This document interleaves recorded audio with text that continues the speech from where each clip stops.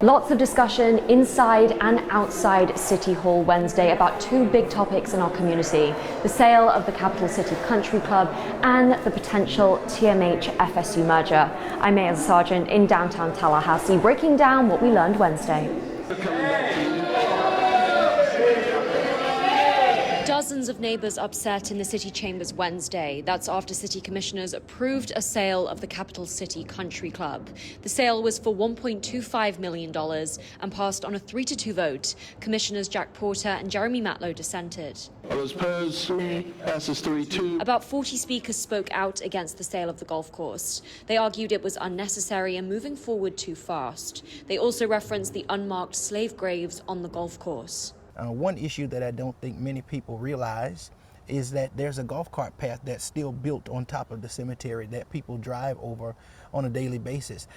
There's a beginner's tee that's built over a part of the cemetery, and neither of those things have been moved or relocated. The sale included a provision to erect a memorial over the unmarked graves, but many neighbors argued that move was not enough. So are we really memorializing them, or are we continuing to disrespect them and fly in the face of the public? The city did authorize a preliminary report to analyze the human remains of those that were enslaved.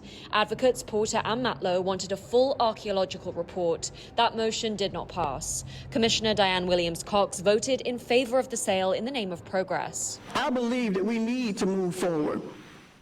Use the past to fuel the future so that our children, our grandchildren, won't have to keep revisiting this. Hey, thank you for joining us, everyone. Outside of City Hall, Tallahassee Alert spoke against the TMH-FSU merger proposal. They've been meeting with the mayor and commissioners over the last week. None of them were able to convince us that the concerns of our constituents would be guaranteed through this deal. There were not a lot of answers. They don't seem to have their stories together. Like the golf course decision, they're also concerned about a lack of community involvement and the speed of the potential sale. What is the rush? Why can't we have a longer time period to consider this proposal? I called the city manager on Monday and he told me commissioners have not set a date to take up the hospital item yet. Next steps following the country club, advocacy groups have told me they are looking into legal options, and regarding TMH, we are still unsure when that item will go back in front of the City Commission for a vote.